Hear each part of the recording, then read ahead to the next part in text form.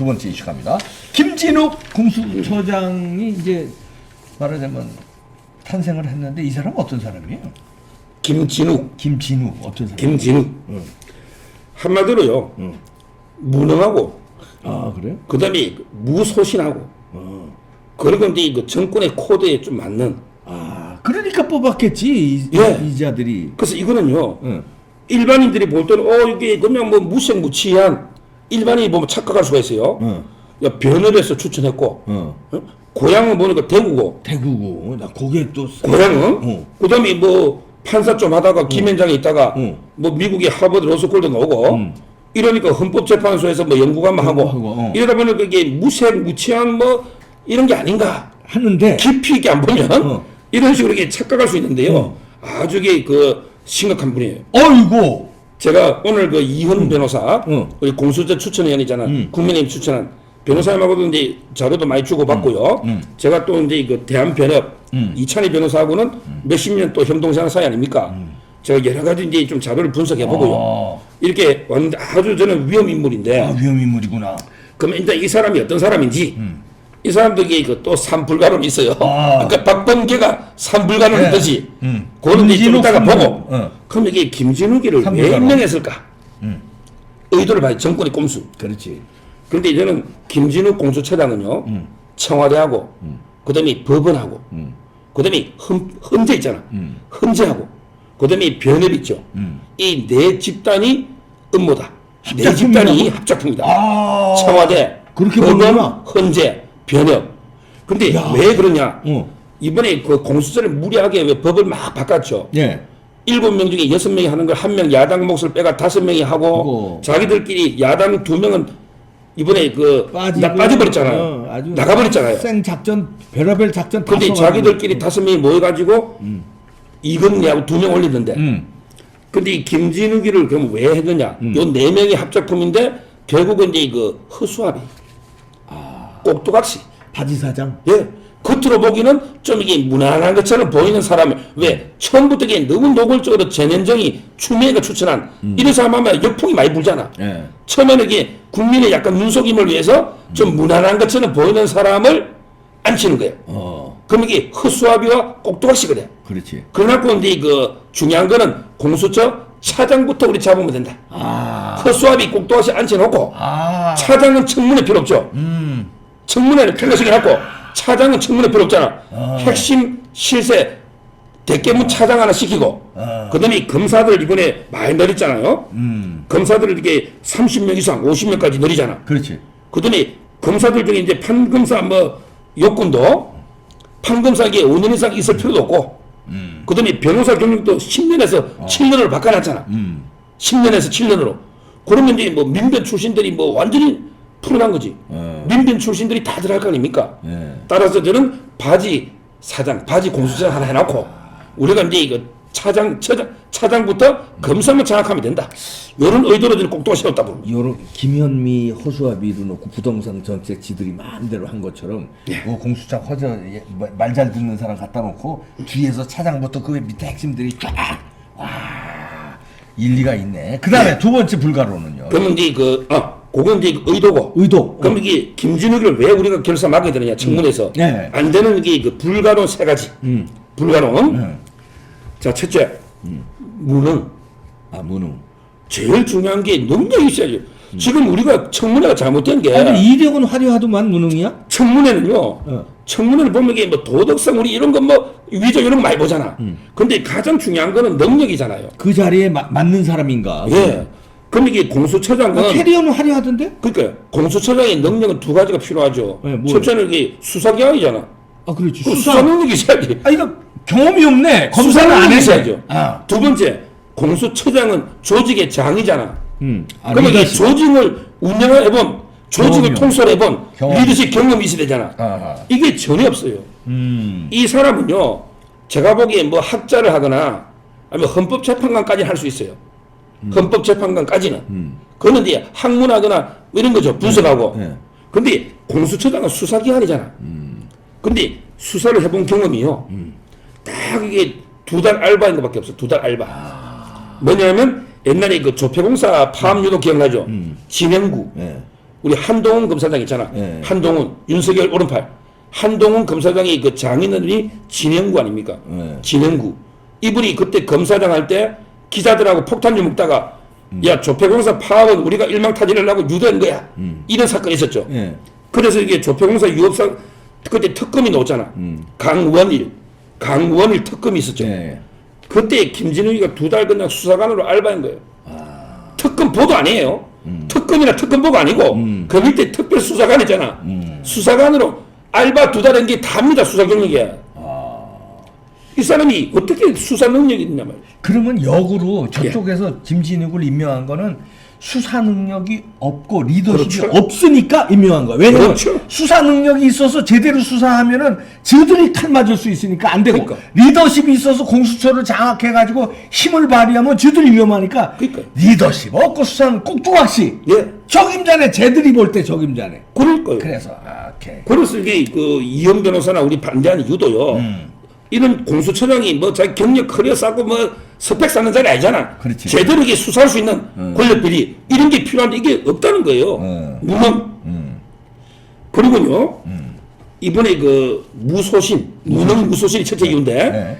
그 뭐냐면 이게 이번에 설문조사 이거 다 공처장 이번에 그 처장 추천위원회에서 네. 다 이게 서류로 검사를 하잖아요. 심사를 하잖아. 그러니까 이제 윤석열하고 추미애가 싸우는데 어떻게 생각합니까? 이게 질문을 던지게 질문을 네. 그랬더니 둘 다 옳습니다. 윤석열하고 추미애 둘 다 옳다? 이게 말이 됩니까 이게? 뭐야 이거? 아니 자기가 황희정성입니까? 황진욱입니까? 황희정성은 니도 옳고 뭐 부인도 옳고 다 옳지만 윤석열과 추미애는 추미애가 일방적으로 파찌처럼 파찌 엄마가 문재인이 아닙니까? 추미애가 파찌고 파찌 엄마하고 파찌가 콩지를 탄압한 이런 사건인데 어떻게 둘 다 콩지도 옳고 파찌도 옳아요? 이런 게 무소신. 아 이건 이러지 않을까? 자기들을 임명하는 쪽은 이 악의 소굴이잖아. 네. 근데 거기에 어떻든 가담을 했는데 야 악을 옳다고 하면 거시기 하니까 욕 먹고 자기가 공수처장 못 되니까 윤석열이 옳은 건 아는데 그래서 그러니까 둘 다 옳다. 이런 게 무능 무소신이 저는 첫째 불가능. 오케이. 자 그다음에 두 번째 불가능. 네. 코드. 이 사람이요 엄청난 게 그 현 코드입니다. 중요한 인물 아니에요.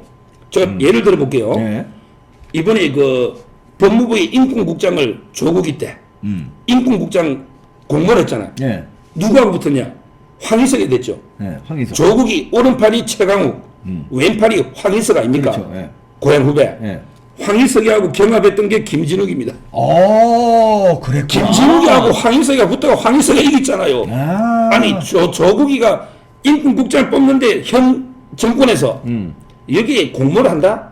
떨어져서? 이게 말이 됩니까? 현 정권에 참여하겠다는 게 무슨 코드 아닙니까? 이것도 욕심이 있는 사람이네. 네. 정치에. 그럼 이 사람이요. 옛날에 2013년에 헌재 있었잖아요. 네. 그때 박근혜 대통령이 왜 헌법재판소장 임명했다 낙마했는데 이동흡이라고 기억나십니까? 네. 그때 헌법재판소장 지명했다가 아마 낙마를 했을 거예요. 네. 이동흡 이분이 박근혜 대통령 탄핵 때 변호사로 나중에 들어왔죠. 네. 박근혜 대통령 탄핵 변호인입니다. 그러니까. 그러니까 이동흡 헌법재판소장 박근혜 대통령 2013년에 지명했거든. 이걸 이렇게 결사 반대하고 주도한 사람이 김진욱입니다. 이런 식으로 박근혜 대통령에 대해서 반기하고 주도하고 이러니까 이게 문재인이가 볼 때는 뭐 이쁜 사람이지. 외난사 국민들이 김진욱 모르니까 무색무취처럼 보이지만 이동욱이 반대할 때 아유 그냥 코드가 맞네 자파 이런 게 있는 거예요. 따라서 저는 확실히 상당히 저쪽 사람. 친정권 코드 인사다. 친정권 코드 인사. 이게 두 번째 결격 사유고요. 네. 세 번째 결격 자 사유. 마지막 네. 도덕성 한번 보자고요. 아. 자기들이 뽑을 때는 도덕성도 있어? 야 집도 없네. 집이 없어. 전세라고 그러던데. 그러니까요. 전세 집이 없고. 12억이야. 집이 없고 뭐 옛날에 딸바까리 뭐야 이런 거 있잖아. 어디 청렴한 판사들. 이런 게 아주 청렴하고 막 집도 없는 이게 엄청나게 도덕적인 인물로 포장했죠. 네. 근데 집은요. 집은 이제 2015년에 애 어학연수 하려고 한 것들 갈 이유가 없어. 유학을 가는 거예요 외국에. 근데 그 사유도 청문 이번에 제가 이현 변호사하고 봤더니 의심스럽대. 굳이 그 외국 관련돼 애 있잖아. 애 어학연수. 예. 근데 2015년에 그 연수 가면서 이제 외국 연수 가니까 당연히 집을 팔았죠. 예. 서초동 집을 팔았잖아. 그리고 오가지고 이제 이거 애 공부 시키려고. 아들 공부 시키려고 대치동에 12억 5천. 13억이죠. 방금 거의 13억이. 12억 5천. 전세. 전세. 자, 그럼 이게 웬만한 차라리 한 10억짜리 집 있는 게 낫지. 집 없다 해놓고 12억 5천 13억짜리 전세 있으면 집 없는 것보다 청렴합니까? 야, 이것 때문에 흥분하는 사람 많더라고. 그러니까 청렴한 이게 건 최소한 전생이 아니잖아요. 아니에요. 그리고요, 주식을 봤더니 많아 또 주식이? 아니 주식도 이게 어떻게 또 작전주 테마주 있잖아. 지금 이게 가장 하단 게 바이오 코로나 아닙니까? 예. 그러니까 코로나 진단 업체 있잖아요. 코로나 진단 업체인데 미코 바이오메드, 미코 바이오메드라는 코스닥 기업이 있어요. 이 주식을 1억 이상 들고 있는 거야. 아니, 주식도 뭐 삼성전자 좀 있더만. 근데 이 주식도 우량주도 아니고 이런 게 코리아 코로나 진단 깊숙한 정보 모르는 기업체만은 건 안 되는 거. 좀 이게 껍데기들 있잖아요. 이런 바이오 업체들. 이런 걸 이게 1억 이상 들고 있다는 말은 정보나 뭐가 있다는 뜻이거든요. 그렇지. 이런 게 청렴은 아니잖아요. 그래서 따라서 저는 결론적으로 김진욱이는 이제 그 가장 결격은 물론 무능력, 무소신 이거고. 이거고. 예. 그다음에 이 코드하고도 아주 게 맞고. 그리고 이제 도덕성도 뭐 결정적으로 결격은 아닌지 몰라요. 애 때문에. 그렇지만 이게 결코 훌륭한 뭐 청렴한 청백리 있잖아. 이건 아니다. 이렇게 제가 세 가지를 말씀드립니다. 그건 이제 우리 쪽에서 보면 이제 예. 그런 삼불가론인데, 예. 그건 우리 쪽은 저쪽에 이제 무시무시한 놈들을 아니까. 근데 저 짝에서 보면은, 예.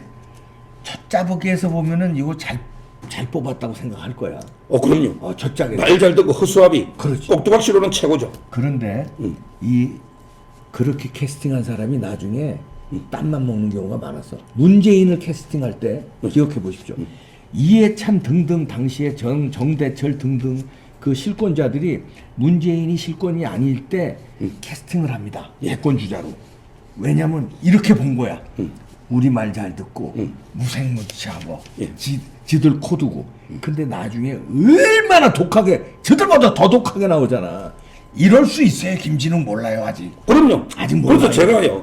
제가 항상 하는 말은 이제 이거 칼로 일었으면 칼로 망하고, 네. 촛불로 전구다면 촛불로 망하고, 코로나로 재미 보면 코로나로 망하고, 네. 그다음에 공수처로 재미 보려고 우리 막으려고 하다가 네. 공수처로 망하는 물리는 이런 경우가 얼마든지 있고. 김진욱한테 나중에 당할 수 있어요. 그럼요. 저들이. 근데 여기 있어요. 네.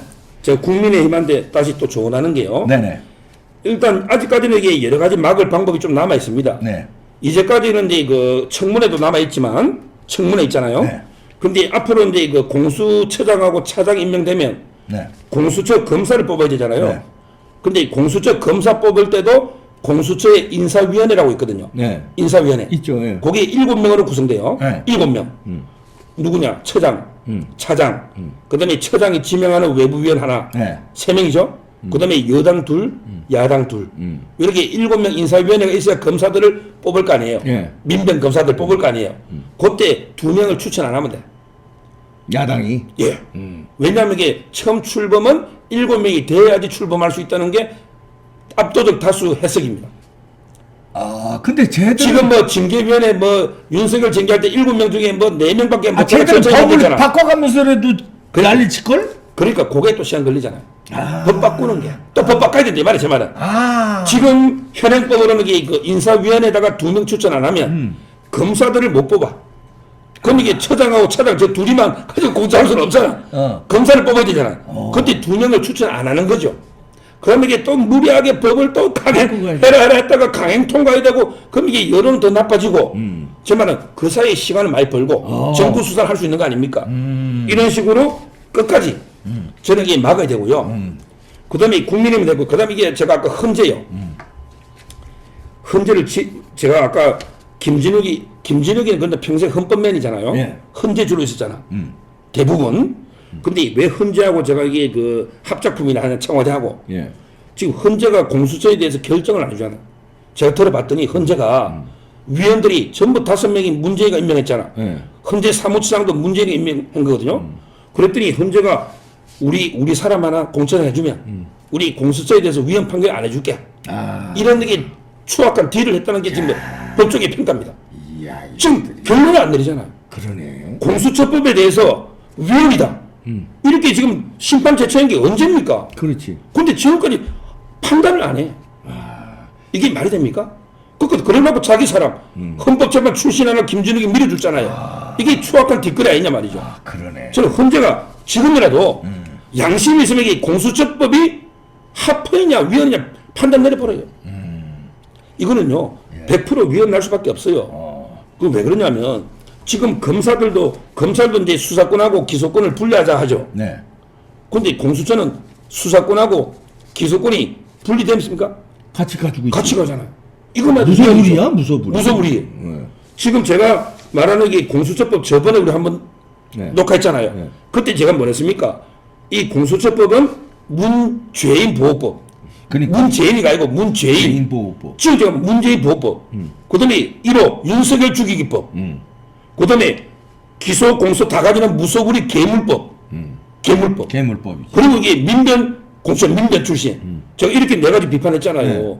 그럼 이게 위헌이잖아요. 네. 근데 현재에서 지금 안 하고 있는 저는 이게 추악한 뒷거래다 이렇게 보는 거죠. 그래서 합작품이라는 얘기를 하는구나. 예. 오케이. 그래서 결론적으로 결론 내려주세요. 오늘 또 이게 뭐 오늘 사자성어 이런 거 안 하네. 결론으로. 싫어. 싫어. 오케이. 싫어. 정말 싫어. 그 오늘 김진우가 이제 그 출근 뭐 청문회 준비한다고 출근했잖아요. 네. 그러면서 이게 뭐 권한을 어떻게 국민한테 돌려드릴까 어떻게 하면서 또 헌법 멍멍이 소리 얘기하더라고요. 예, 멍멍이 소리 쭉 하는데 근데 그 앞에 김진욱이가 시를 하나 올렸잖아요. 프로스트. 프로스트 있잖아 우리 프로스트. 유명한. 네. 그거 보면 이제 그 가지 않은 길이라고 있잖아. 네. 가지 않은 길. 프로스트 시에 보면 내 앞에는 이 길이 두 갈래가 있었습니다. 네. 남들이 많이 다니고 뭐 이런 길보다 가지 않은 길을 갖고 뭐 이런 시 있잖아요. 네. 가지 않은 길. 이걸 이제 인용하면서 가지 않은 길을 한번 가보겠다. 이렇게 이제 김준일 각오를 밝힌 거예요. 예. 그래서 저는 이걸 비판할 때, 뭐, 가지 않은 길은 가겠지. 왜냐하면 이게 세계 유례가 없는 악법이고, 세계 이런 게 있어야지, 민주국가에. 그 가지 않은 길을 가는데, 근데 그게 문제는 좋은 길이란 말이야. 그게 아니고, 앞으로 이게 공수처의 길은요, 어떤 길을 가느냐. 결국은 이 그 정권의 방패막이 길, 아까 이야기했잖아요. 문재인을 보호하는 정권의 방패막이 길, 그 다음에 권력비리를 파헤치는 게 아니고 권력비리 은폐의 길, 그리고 이제 그 자유파만 때려잡는 윤석열처럼 자유파 죽이기의 길, 이런 게 온갖 나쁜 길을 갈 텐데, 제가 마지막으로 결론적으로 제 눈에는 김진욱이 가는 길이 보입니다.